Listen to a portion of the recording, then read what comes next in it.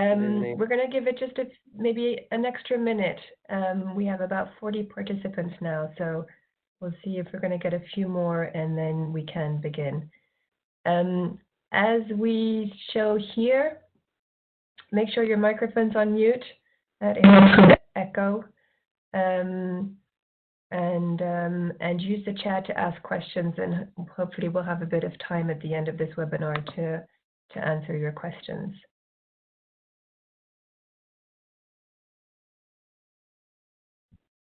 So it's now 3:01. I'm just going to wait just another minute. If in the meantime you want us to tell us in the chat where you're based, that would be nice and gives you, I guess, an idea of who's here.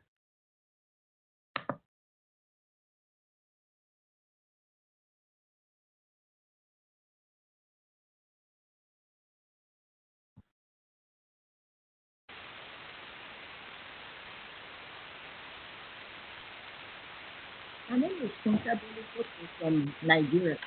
So we have Esti from Ghana, somebody from Switzerland, and Jordan,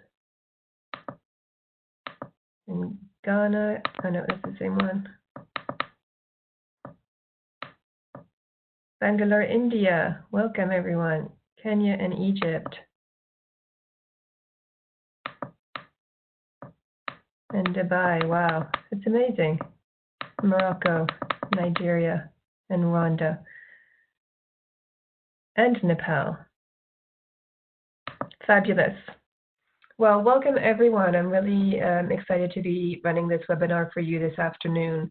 So we're going to be looking at, it's really an introduction course to e-commerce, and we're looking, it's really targeted at businesses that we're thinking of going online but haven't done the jump yet, or are at the beginning of their e-commerce journey. So we only have an hour. It's going to be quite high level, and it's really for people that are more at the beginning of their journey, so they can look at the different items that they need to be doing before they make that jump and then running their e-commerce business. So just a very quick few words about ITC and the ecomConnect program. For those of you who don't know about us and are new to ITC, it's the International Trade Center, and it's an international organization that's focused on supporting small businesses in developing countries to compete in global markets or to trade internationally. And we do that through a number of different means. So we have our trade and market intelligence. Some of you may have heard of our trade map or market access map, and that provides a lot of information with regards to different kinds of trade regulations. And in fact, there's information about the different measures that are being implemented today with regards to the COVID situation. So you can have a look at that. ITC also looks to build business-friendly environments and support trade and investment support institutions. We work with a number of SMEs to connect them to international value chains, and we support really inclusive and green trade. And this is just a very short snippet of what the organization does, but there's a lot more information on the website, which is called intracen.org. The ecomConnect, so this is a quick view of the different projects that we have. As you can see, the focus really is on developing and least developed countries. We have a projects in Africa, but some across Asia, and more as well in Central and Latin America. So that's a little bit an idea of our reach. And so what's the ecomConnect program? So the ecomConnect program is run by our team here at International, that ITC, that supports more specifically businesses that are looking to trade through online channels. And we do this through a number of different activities. So we do a lot of trainings and workshops in the field or remotely, as we're doing today. We provide lots of advisory and research services, so just some of those trade institutions. We work with private and public partnerships. We have partnerships with big players such as PayPal and eBay and Etsy to see how they can support the businesses that we work with. And we develop digital tools, and if you're on the ecomConnect platform, you may have seen some of these, and we're going to be using one just now that can support small businesses on their e-commerce journey. And we also try to give more visibility, whether that's offline or online, to some of the businesses that we work with. So just to get a sense of who's here this afternoon, I don't have the total list of participants, but we're at least around 50, I think. I'm going to get you to do our e-commerce readiness quiz. And this is a short set of questions which will take you through these 5 segments of e-commerce. And that's so your initial e-commerce planning, where you're at with regards to your online presence, what you're doing in terms of digital marketing, then shipping and inventory and customer service. And if you can, it's very short, it'll take just a few minutes. If you can, it'll take you through a list of questions, and afterwards it'll give you a result, so an overall results of where you're at in terms of your e-commerce maturity, and then also a result for each of those 5 segments. You can choose to have that sent to your email if you want to keep a record of the result. And if you can also share on the chat what the result is that you're given, then we can have a quick look and see the types of businesses that we have here and get a good feel for who's out there. And I see here that we have somebody from Saint-Vincent and the Grenadines. So wow, welcome Doris. I think it's Doris. That's a beautiful part of the world. We wish we were all with you at the others, where you are. So if you Christina shared the link just earlier, so on the chat, maybe we can post it again, because now we have a lot of different messages. And I'll give you just a few minutes to try the tool and start giving me some of the feedback. And as soon as I start seeing some feedbacks, yeah, it is posted. Then we can go through. It is continue posted. With the presentation. We've got a question here from Uzario about the presentation. Yes, of course, you'll get the presentation afterwards, so don't worry about that.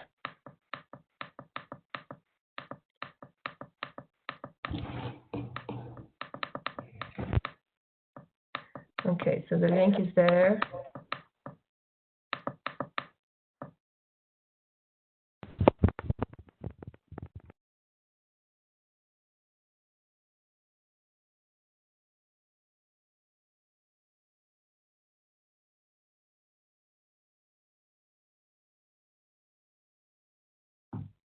And it's 15:08, so I'll give you until 15:10. I'll give you 2 minutes, and it shouldn't take much longer than that.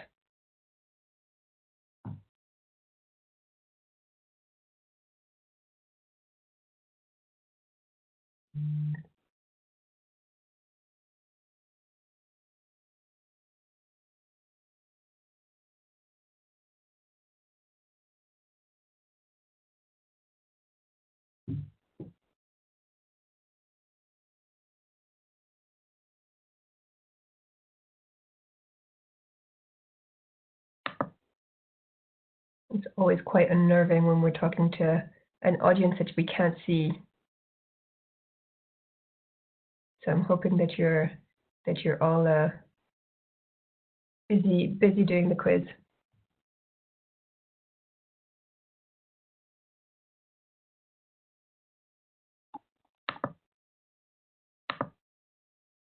We have 66 participants now, so that's a Sorry, nice. The link is not active. A nice turnout here. So like I said, once you've answered those questions, add to the chat what the result is that you get from the quiz.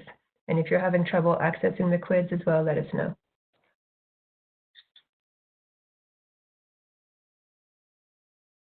So somebody's saying the link is not active.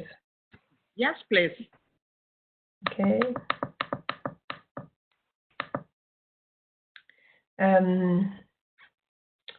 Chris, do you want to take a look? I'm checking the link and it works. Two people Is are anybody having else problems, having right? difficulties? Sanke and Omo. Is anybody else doing anything? Okay, I don't want to hold up the webinar too long, so I'll wait another minute. And if we're not getting, okay, so we're getting one result here. So we've got a beginner, we've got an expert. Somebody's finding it difficult to access the quiz. You may want to maybe try to change your browser. Okay, great. Oh, fantastic. So we're getting a few beginners, which is the type of audience that we're looking to talk to this afternoon. So that makes sense.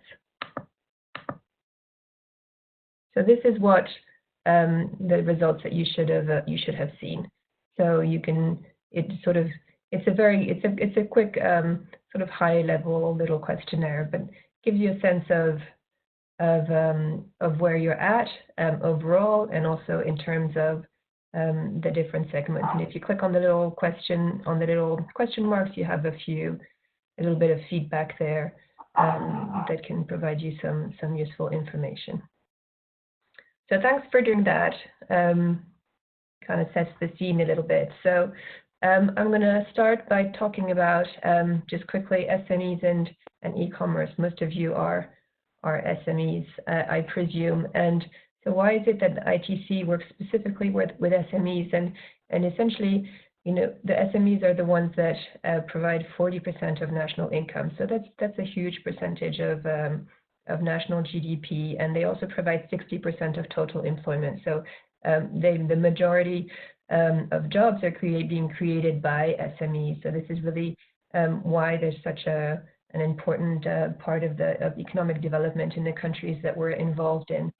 And it's important for SMEs to engage in this digital transformation and engage in e-commerce, because it's really a new way for them to reach different kinds of customers that they wouldn't ordinarily reach.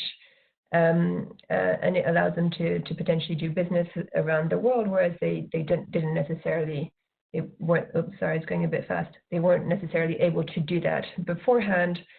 And sometimes it allows some disenfranchised parts of the population to engage in some kind of economic activity. I'm thinking of women, but also some youth. So it's really important that small businesses enter the digital economy and don't get left behind. And so we have this quote here from Jack Ma, who's saying that in 2030, more than 85% of businesses, will be engaged in e-commerce. So that's a huge number, and this is why it's important for everyone to get involved in this. Small businesses have a lot of challenges, however, and we're seeing some of these appear here. So it can start from high costs of delivery and logistics, difficulty in accessing payment solutions, difficulty in accessing, internet, unfavorable government policies or regulations. It's difficult to get that kind of visibility and the reputation that you need on international markets to gain the right customers. And then digital skills as well. You need a whole new set of skills which are not necessarily, may not be readily available. And so the things that you want to be concentrating on as a small business when you're engaging in e-commerce, and we'll look at these in detail over the coming hour. So you need to be selecting the channels you're going to be using. So this can be a marketplace or a website. You need to be selecting the payment solution that's going to work for you. You need to be providing good customer service. You need to work on your visibility. Of course, you need to be having the right product for your customers, and of course at the right price, and make sure that you've got your transport and logistics right. So what's the opportunity here? What are we really talking about when we're talking about e-commerce? This is on a timer. I'm sorry, I didn't realize it was going to be flicking through like this, so it might be a little bit of backward and forward. But essentially, when we're talking about e-commerce, it's the same sort of retail or wholesale that would happen offline, and the only difference is that you're looking to sell through online system and to get orders through online system and payments. And when we're talking about e-commerce, we're talking about selling products more generally, but we can also be talking about selling services as well. And there are many different types of e-commerce. There's business to business, of course, which is, as its name indicates, selling from one business to another in large quantities. We've got business to consumer. There's also what we call s-commerce, which is selling through social media, and this is a really good place to start, and many of you may already be engaged in that. And then there's consumer to consumer, so this is where you're looking to sell on some of your items you may have at home and use different kinds of listings, websites, and platforms to sell your goods. And just to get a sense of the size of the e-commerce market, we have statistics here from UNCTAD from 2017. These are a little bit old, but those are the latest statistics. And for 2017, the whole e-commerce market was $29 trillion. So a huge number. And while a lot of it was related to B2B e-commerce, there's still $3.85 trillion that's related to B2C e-commerce. So that's a sizable amount. And more importantly, it's looking that B2C e-commerce, so retail e-commerce, is going to continue to grow at a rate of about 10% in the coming years. So that's a huge rate of growth. And despite the situation today, I think this is something that's going to continue as people really realize the potential of online selling and migrate from traditional buying habits to new ones.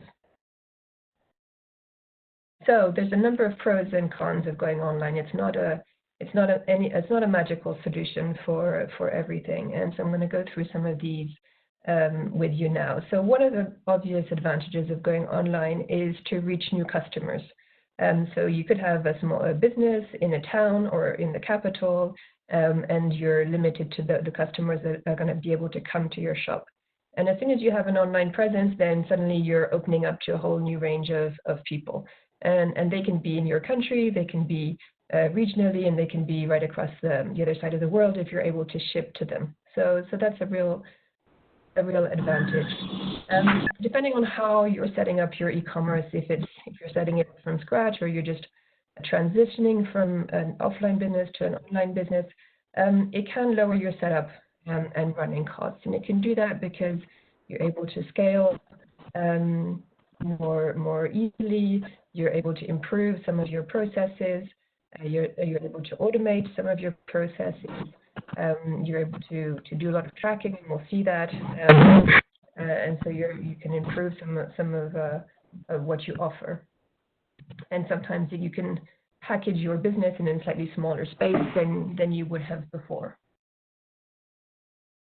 So as I mentioned, one of the great things about selling online is pretty much everything, at least a lot of information is recorded. And so you can really get some very valuable insights about your customers' purchasing habits, and you can react and take good business decisions based on that. And of course, with the fact that you can reach customers all over the world, one of the main advantages of going online is that your online presence, your website or your marketplace shop is open 24/7. So, a customer can buy when it suits them best. It can buy, they can be across the world at a different timeline or time zone, and they can still browse your catalog. They can still send you an email. They can still place an order and pay if they found what they want. So that's a real advantage. And then finally, we have greater personalization. So that's kind of linked to the tracking. You're getting more information, so you're able to offer maybe a more personalized experience. Now, for a few of the disadvantages of going online, I mean, it is a whole new world that needs specific skill sets. You're going to have to maintain your your website, get involved in things like digital marketing. So it's important to learn, as you're doing today, about what's required and the different kinds of skills that you're going to need. One of the main the obvious disadvantages of selling online is that your customers are not able to actually physically touch your products. So you're going to have to sort of translate that into different ways through good photos and good content. There's security issues sometimes with selling online and credit card fraud. So this is something that you need to be mindful of. There may be different kinds of regulations and taxations that you need to be aware of, especially if you're looking to sell internationally and that's not something that you were doing previously. And it takes a long time for to go on this journey of online trust, where you create your website and you really need to create the trust between your customers and yourself, and for people to feel confident about buying from you.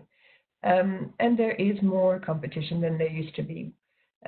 Something that I didn't mention from the beginning is that I myself had an e-commerce job for over 10 years. And right at the beginning, when I first set up my business around 2005, there weren't that many websites out there. But today, there's over 2 billion different websites. And so you need to work hard to gain that kind of visibility, whether it's with your own e-commerce shop or whether it's on a marketplace. So you've seen a little bit the size of the market. We've seen a bit of the advantages and disadvantages. So it's important to before you set off on creating a web presence, to think about if it's right for your business specifically, and if your products is something that customers are going to want to buy online, where those customers are going to be, how you're going to be able to reach them. And so here I have a few questions that you can look to ask yourselves before you set off. So are customers in your current market ready to buy online? So here we're imagining that it's a business that's already selling, they already have their customer base, and instead of them coming to the shop, you want them to be occasionally selling online. So you want to think about, well, are they ready to make that transition? And of course, is the infrastructure in your market, robust enough that they will want to make the change, that they are able to connect to your website, and that they can make the purchase online. Then you'll want to be thinking again: are your products and services the kind of products and services that customers would want to buy online? And are your systems and your data, is it ready to integrate with an online B2C or B2B e-commerce system? And then, where else can you be looking to target? What other markets can you be looking to target, and where else can you be selling your products? So you've thought about all of these things, and then you need to, a few other components that are important to take into account is really looking at your business as it stands. And it can be that you're the only one running your business, and you're really a micro small business, and that's fine. But if you have a few team members, then you want to be thinking, is my team ready for this change? Are they in favor of starting to sell online? And what kind of training maybe they'll need to manage the new processes. And of course, you'll need to be thinking about what kind of information I need to collect and put together before I start selling online. And last but not least, what your costs will be. So, and those will be related to your e-commerce website. They'll be related to marketplaces if you're selling on the marketplace. They'll be related to preparing your product catalog, or so digitalizing your product catalog, and that's got to do with creating photographs of your products, creating quality content. Then you'll need to be looking at operational costs, digital marketing costs, and payments. So that's quite a big list of things to think about even before you start. So this is where you decide, okay, am I ready to make the jump? Am I gonna put my business through this digital transformation. And we assume that you are, so we're going to take you to getting your e-commerce business ready. I've seen a few points on the chat here which talk about an echo. So the best thing is that everybody should be on mute for that to take place, for us to reduce the echo. But I'm not really able to manage the chat as well as do the webinar, so I'll just plow through and hope that that you're able to hear most of it.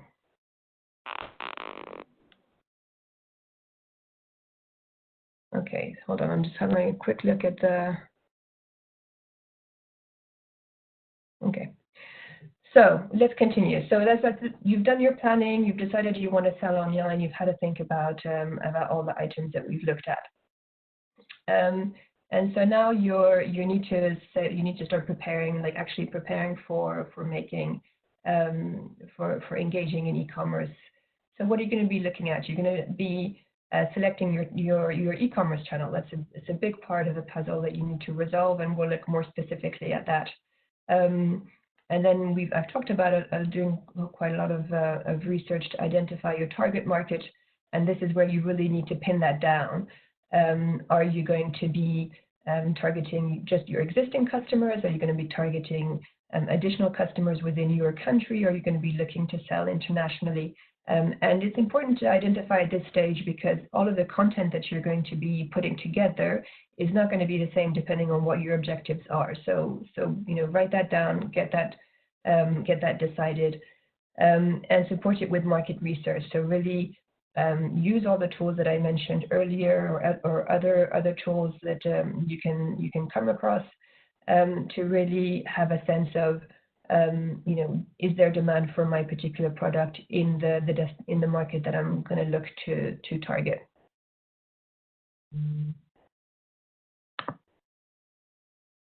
Oh, sorry, here we go.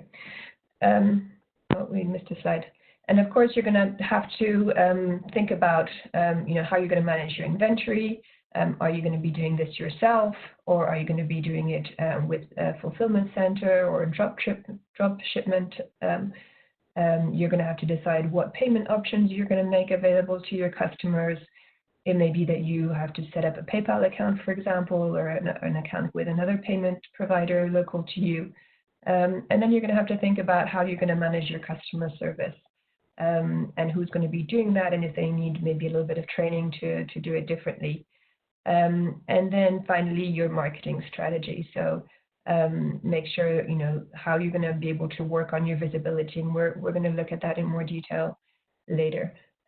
Obviously, we can't go over everything at this point because we only have an hour with you today. So I'm going to look at this for this part of the preparation more specifically about selecting your online channel in more detail. So the first one is we have online marketplaces. Marketplaces they're a good place to start because they already have a large pool of customers which come to the marketplace. So it means that if you list and you create an account on them, then that you have a better chance of being visible and making some sales. And it's a great way to test a market and to see if you're getting interest from customers without having to spend too much time on developing an e-commerce shop yourself.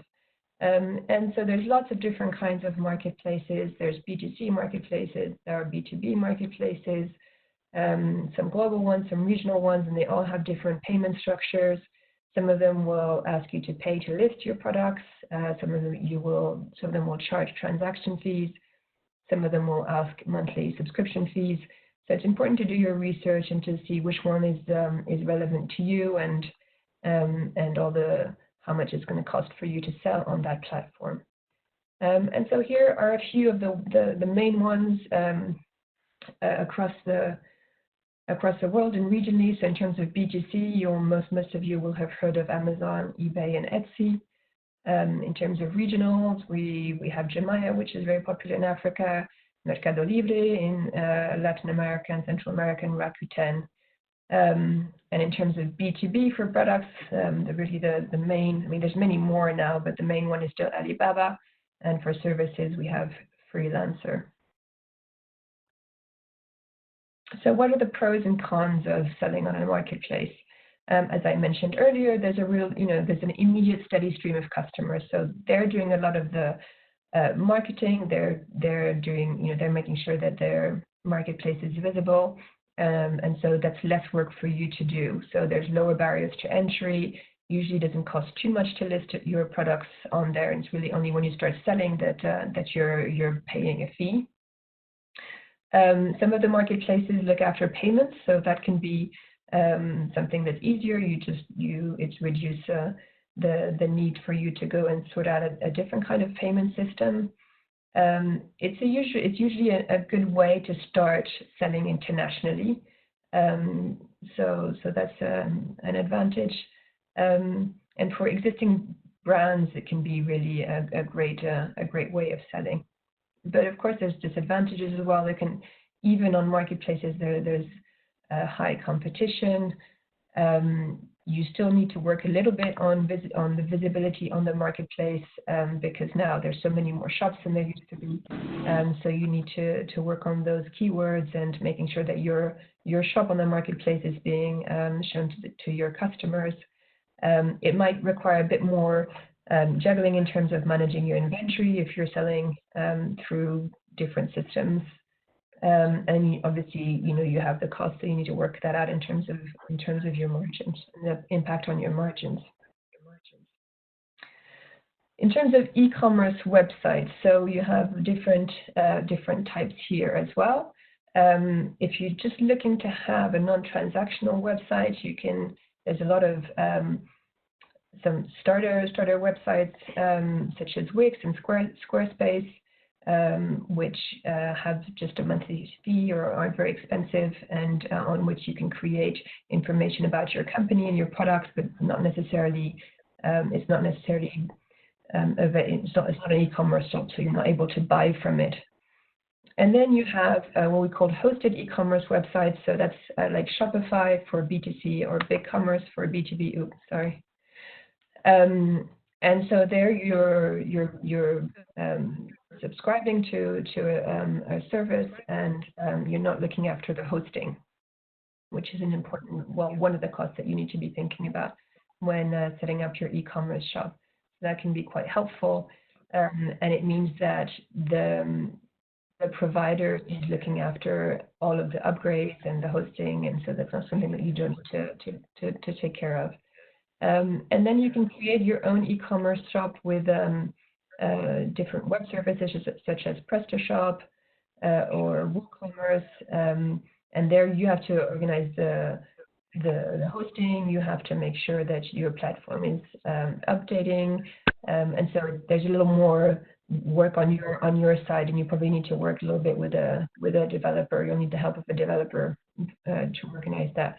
And then if you're really looking at setting up a more advanced or more complex B2B website, then you can be looking at systems like SAP or Oracle Commerce, and that's really more for B2B businesses. And taking a look at, again, pros and cons of setting up your website. One of the main advantages in different kinds of ways, but the main advantages for you is to have control of your web presence. So when you're on a marketplace, you don't always control how your web shop appears. You have less options to work on your branding.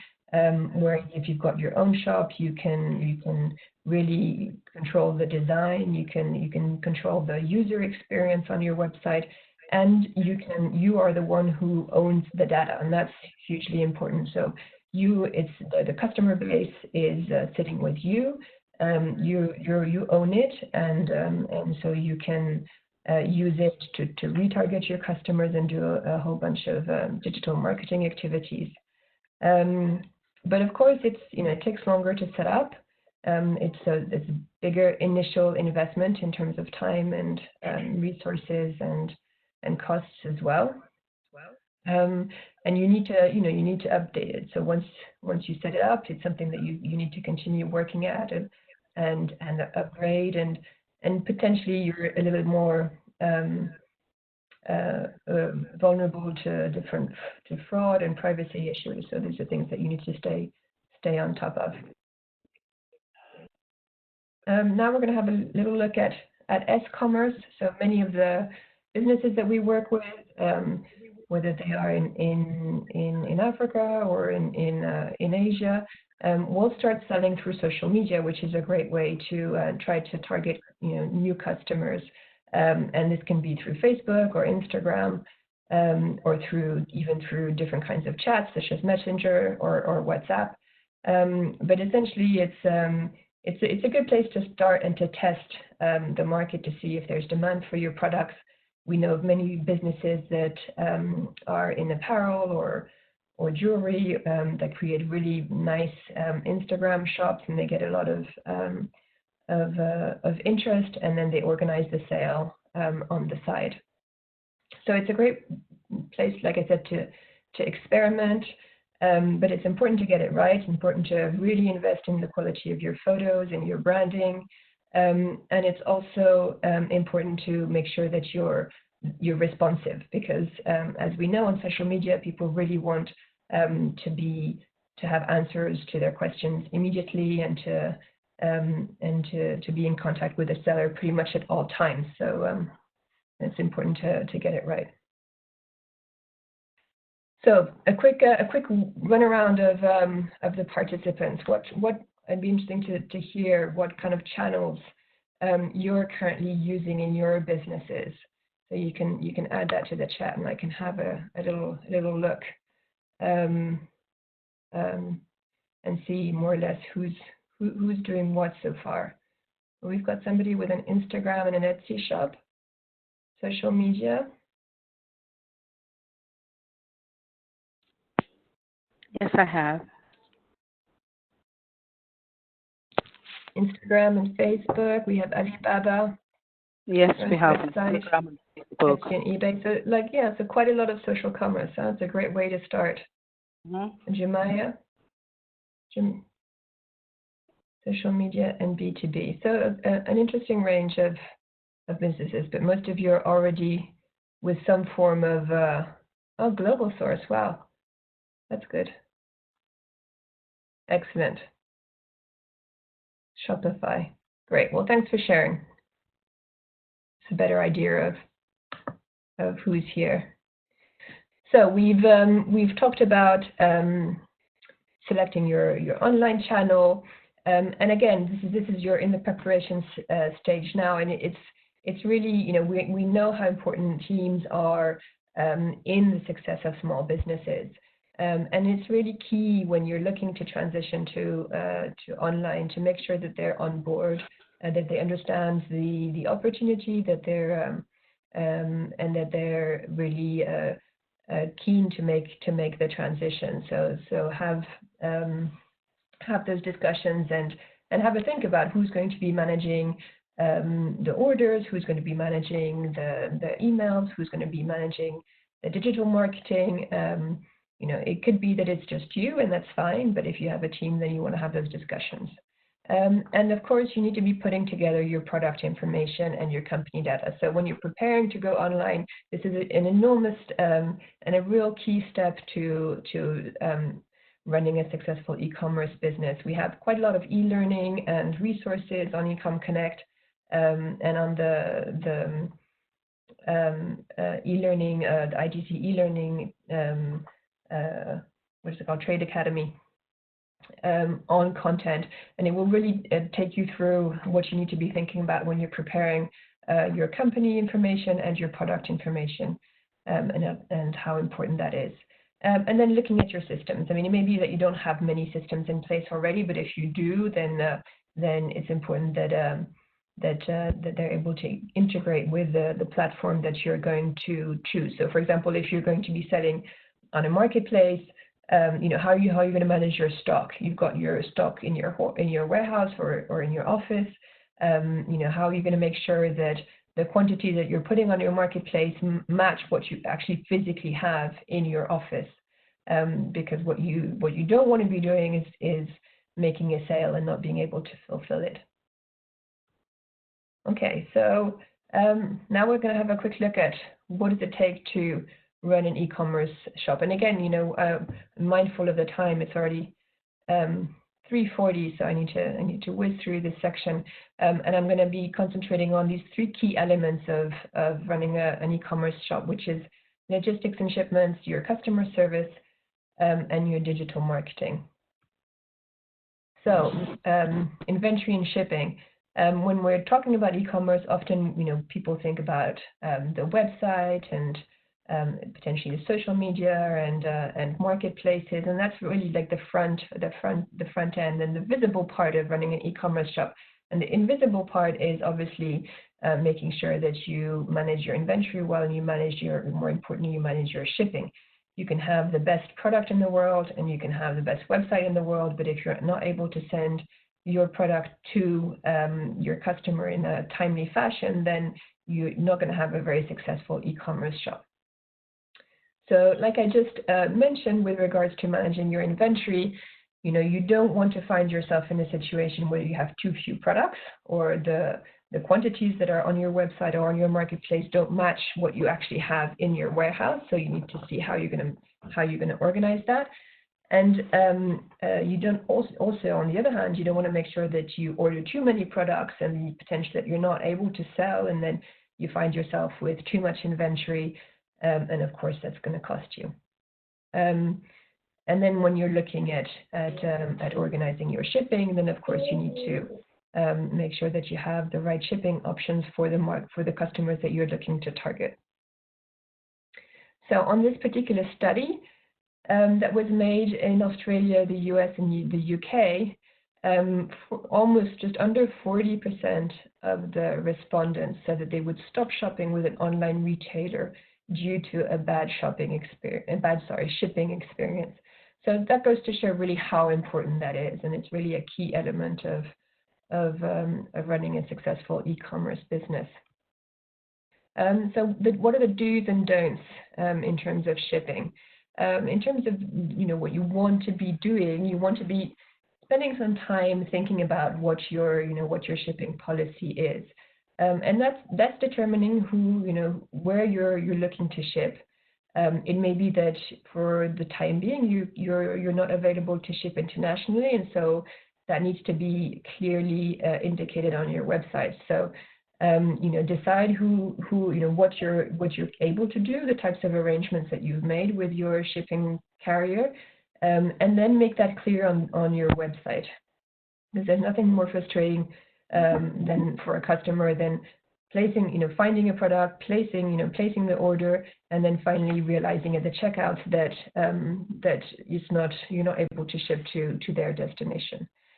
And you want to make sure that your pricing is transparent, again, so you don't have this big drop off in terms of your checkout. So make sure that you have a page with your shipping conditions and the pricing that you're going to charge to ship your products, and also offer multiple shipping options. So customers will want different things. It may be that some customers are very happy to wait 10 days for their product if they're not going to be paying very much for their shipping, and then you could have another customer that's very keen to get it before the weekend, and they'll be happy to pay more for express shipping. But it's really about being clear about what you can fulfill. So don't overpromise. It's better to be clear about what you can do, how much it's going to cost, and make that information readily available on your website. What you don't want to be doing is assigning the wrong staff to your inventory and shipping. It does require some specific skills, so make sure that they're well trained up and they understand the importance of this particular part of your business. Of course, you don't want to be miscalculating costs, because you may then be sending products which is going to cost you much more than you thought, and then you're making a loss rather than a profit. Don't do everything by hand. This can be quite labor intensive, so try to automate some elements of it. and really have a think about what you can and cannot do in terms of your international shipping. So when we're talking about shipping, we also have to think about returns. This is a big element, I mean, it's a big component of e-commerce because people cannot necessarily touch the products. They're relying on the information that you're providing them in terms of the product. And so when e-commerce started, one of the ways to counteract that was to offer facilitated returns. So that if people, it gave people assurance that if they weren't particularly happy with the product, then they could send it back. So it can be a big part of an e-commerce business, and it's important to, again, spend some time to think about how you're going to manage that. Now, there isn't a rule, like an international rule that says that you absolutely have to accept returns. It's really like a business decision. It's something that you have to decide. It's true that customers are more likely to buy if they know that they can return the products. But again, it's up to you to decide what you are willing to do or not to do. And then it's important, if you are going to accept returns, it's important to explain what who's doing what. So who's paying for the return? In what condition are you willing to receive the product? Who's going to take care of that return when it arrives back into your office? What are you going to offer in exchange of that? Do you want to pay? Do you want to refund the customer? Do you want to offer them a credit note? So there's a lot of different elements and points to think about with regards to returns. And again, you need to make sure that you've thought about it, and once you've decided what your conditions are, to make sure that you place it on your website and it's easily for customers to find, so that they're able to see what your conditions are and if it works for them. Then customer service more generally. It's online. It's I mean, online or offline. It's key in running any kind of business. And we have this quote here from Edgar Mitchell saying, if you don't look after your customers, someone else will, which I really like. But previously there has been a bit of a change in terms of how customers are expecting to be looked after in the online world versus the brick and mortar world. And previously most shoppers used to be really one of the main elements that they were considering when making a purchase was price and quality. And now that we've kind of moved online, the key driver, apart from, I'd say, the brand and what their brand represents, which is also very important, but generally it's the overall purchase experience, because it can be quite a little bit more difficult to place orders online, and so they really want to make sure that they have a good purchase experience, and that's not only what's happening on the website in terms of how easy it is to find a product, how easy it is to check out and pay. It's the whole process. So it's like it's how how you manage the shipping, how you manage the order processing, how you're communicating all of these steps to your customers, and how you're communicating with a customer once they've made that purchase. So they're really going to reward you for a good customer experience. And if during all of those different steps, you really provide an excellent support. And things will go wrong. It's normal. You may send the wrong product to the wrong customer, or the order will go missing, and that's normal. That's just the way that running an e-commerce business is about. But it's about how you manage that, which is really important, and it'll make a difference. And so you also need to be providing, especially if you're trying to reach customers that are a lot further, lots of different ways for them to get hold of you. So it can be the telephone, but it can be email, or it can be different kinds of web chats, and make sure that there's somebody at the other end. You can provide all of these things, but if nobody's answering, then obviously that's not going to get you very far. So a few statistics here to support what I've been telling you. 69% of customers will recommend you if they've had a positive customer experience. 50% will come back and use your business again. But if they have a negative experience, they'll be really quick to talk about it. And with social media, this can have quite a big impact.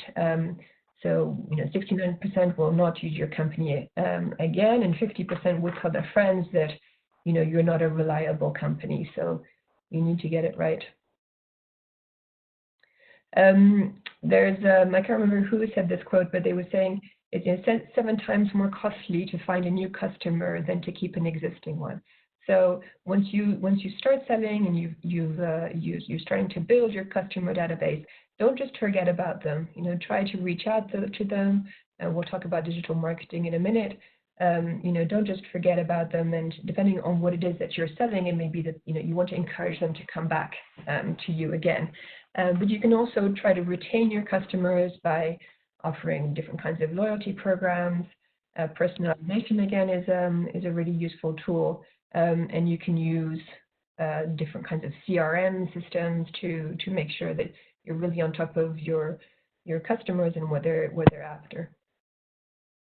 I'm a little bit mindful of time because we're coming to the end of the hour, and I think we were supposed to be 45 minutes. So I'm going to skip this slide. It's just about advantages and disadvantages of different CRMs. And then the final element here that we want to be looking at, so we looked at logistics, we looked at customer service, and of course the final element that's also incredibly important in running an e-commerce shop is your digital marketing. Like logistics is a key component of e-commerce. Before you're able to send an item, you need to get customers, and so you need to drive traffic towards your digital presence, whatever that may be. Today there's more than 2 billion websites on the internet, and so if you do nothing, you're not going to get any traffic and you're not going to have any visibility. So you really need to think about what you stand for, what customers you're looking to seek out, and then try to reach them wherever they may be. And that's the first step. So it's really you want to reach the audience that you've defined right at the beginning in terms of your planning, and then you want to engage them. So you want to make sure that they come to your website and they place an order, or that they come to your social media and then they like your page. So it's not just about being in front of them; it's also triggering an action. And the advantages of digital marketing over traditional kinds of marketing are, the following. So you can measure, this is again great advantages of being online. You can measure your results. Many digital marketing techniques are quite easy to set up, and they're not too expensive. You can reach the audience wherever that may be, and you can keep working at it. So it's really not something that you do once and then you forget about it. Something that you need to continue working at and continue to improve over time. And especially with digital marketing, we have new techniques that come out very frequently. So you need to keep get informed about what's out there and what's working. And then, of course, make sure your website is the best that it can be before you spend all this time trying to increase traffic to your website or to your marketplace or to your sales channel, because there's no point spending time and spending money increasing that traffic if once they come to the website, then they don't really know what you're about, or they don't really know what your products are not very clear, or just your website is not as good as it can be. So very quickly, this is a whole topic in itself. I could spend a day talking to you about digital marketing, but here are some of the main ones that you need to be aware of. You've got search engine optimization, which is making sure that your website is visible on search engines. You've got content marketing, where you're looking at creating content that is going to attract people to your company or to your web presence. Email marketing, like I said, it's a bit of an old-fashioned marketing technique, but it works very, very well with making sure that you stay in touch with your existing customer base. PPC, which is advertising. It can be on social search engines, which is where it started, but you can do it now on Facebook or Instagram, and it can work very well because you can segment very specifically who you're trying to target. Social media in itself is a great way of increasing your visibility and attracting a new customer. And of course, video now is huge, so it's something that you may want to be considering as well. Which kinds of digital marketing should you be using? There's a huge, there's a huge range of techniques that are at your disposal, and it's good to maybe start with a few, not do everything at once, and have a think about where your customers are. I mean, if your customer base is not on Facebook, then don't spend time creating a Facebook page, because then you're going to be targeting people that are not going to be interested in the products that you're selling. So have a think about selecting your channels carefully. And when you set up your strategy, again, it's a lot about starting from, defining your marketing message, defining your value proposition and who you are, defining your, the audience. And I've mentioned this a number of times, so now you know that this is a key element. And then creating this sort of a baseline and key performance indicators. So getting a sense of what it is that you're trying to achieve. It's not just, well, like I just mentioned, it's not just I'm going to open a Facebook page and I just want to get a lot of likes on it. How is that going to help your business? If they're then not going to your sales channel. So really, try to have a think of what's behind the activities that you're managing. And essentially what you want is you want to increase those sales and, increase your profitability. So a quick recap of all of this information. You really want to be, planning is key. It's key with everything, but it's especially key with e-commerce. It's important to just really have a think. If you're not running an e-commerce shop yet, is this right for you at this particular time? Clearly we're in living unprecedented change for the time being. We're all stuck at home.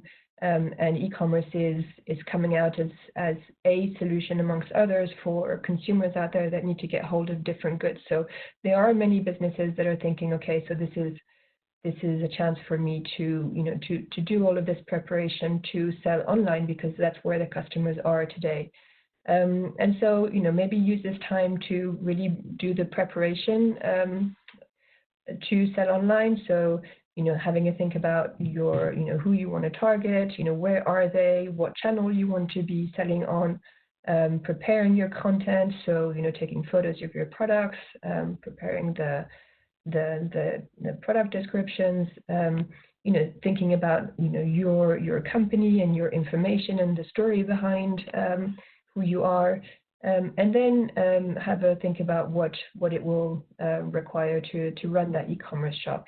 Maybe start thinking about delivery options locally to you. Think about the payment systems that you can be using, and so on. So that's it. It's just under the hour. Great. So this is us. Hopefully most of you have joined our community on ecomConnect.org, where we will continue to be providing some of these webinars.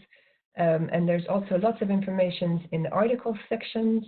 There's lots of different kinds of videos as well that we're adding that you can have a look at. And so stay tuned. Now I'm going to have a quick look at the chat. I don't know if we had some questions you want to jump in and try to see if there were some particular questions that I can quickly answer. Hi, Annabel. Thanks a lot for the webinar. We had some questions during the webinar that were answered. No, I can't hear you. No. Could we use your country law for returns issues? Your country. Yeah, I'm not sure what you mean by that question. Presumably, I think it means, so for example, I'm based in the European Union, and the European Union has established, for example, laws for what shops should accept in terms of returns. So I think customers are able to send back a product after, like, within 14 days. So if that's what you want to offer, then you can do that. I think that's what you mean. But again, you have to. I mean, if there's regulations in your country that say what you should and should not accept in terms of returns, then obviously you need to abide by those. And then if there are none, then it's up to you to establish your to accept or not.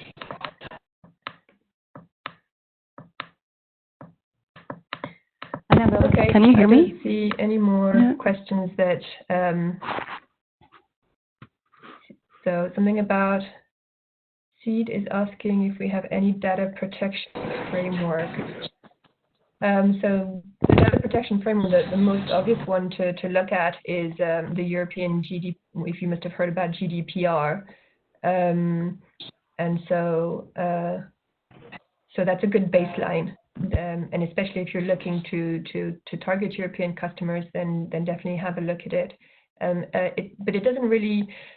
That's really about protecting data as opposed to managing returns. The returns regulations are, I think, in a different. It's just a different component of e-commerce regulations. The GDPR is really about how you manage the data that you're collecting from your customers. So obviously, if you're running an e-commerce shop, you're going to be having a database of customer information. This will include their name, their surname, their telephone number, their address, and it's making sure that you're keeping those securely. You're not selling it to third parties, and so on. So having a quick look. Can you hear me? So fast-moving consumer goods. How do you do your return policy? Do you mean like perishable goods, presumably?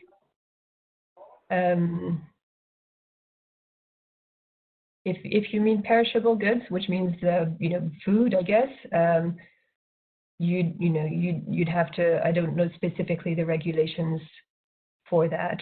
I'm trying to think about when I purchase food online and what the conditions are. I mean, I don't think that you would look at selling returns or like accepting returns of food that the customer doesn't want. Going into a little bit of detail, I don't want to be giving you the wrong kind of information here. So you'd have to look more specifically at that. For example, tea. Okay, I think the questions here are becoming quite specific. I don't want to get into too much detail here. What I suggest is really don't hesitate to post questions on the platform ecomConnect, and we'll see if we can provide you the correct response. And if we can't, we can also reach out to some of our experts who can provide the right response for you.